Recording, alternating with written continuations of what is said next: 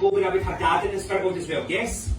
And that's correct for mum, dad and gran on mum's side, correct? Yes. Okay, now I want you to understand that as they all step forward, it's very much like your mum's bossing everybody about. So she's kind of wanting to come in as if to say, right son, I'm going to tell them all what to do. She would be a good bouncer in here by the way, because she would literally levitate across the table to throw people out. Seeing what I want people to understand is your mum's got a massive character and she would be very bossy, correct? Yes. Okay, and you have to understand she's English.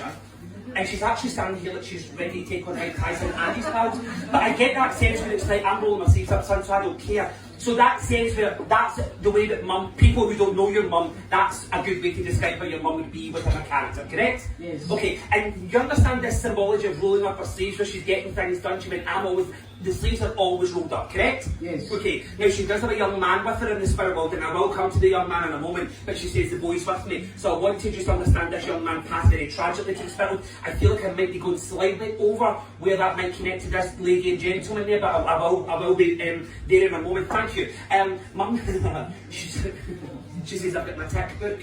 So clearly when she went to the spirit world, somebody owed her money. She said, before I say anything else, so am I correct to say, darling, that your mum had her own wee kind of, if she bothered you at £5, it was £5.50? Yes, correct. Okay. She says, I'm storing here my tick book. She went, you better tell us. She says, so that would be correct in the way that I'm describing that, yes? Okay.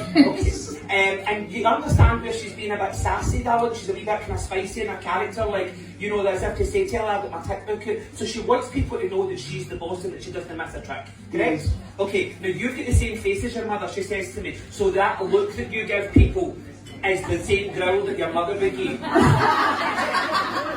That's correct, isn't it?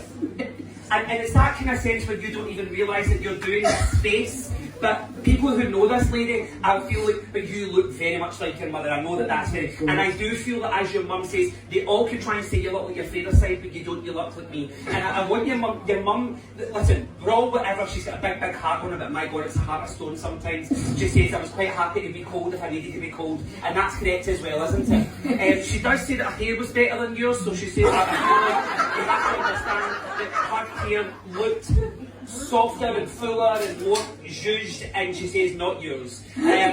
So am I correct in the way, darling, that your mum would be very critical within her information, or if she had a personal something to pick out on you, you'd be ready for your bed and you'd walk in the door, you say you're not wearing that. You know, that's kind of that attitude that she has, correct? Yeah. Okay, she says, and I'm saying all this to you so you know I'm here, she says, but I miss you as much as you miss me. Oh.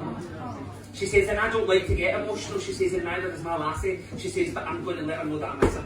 Oh. Okay? But she misses that because why, my God, could your mum give you a hug?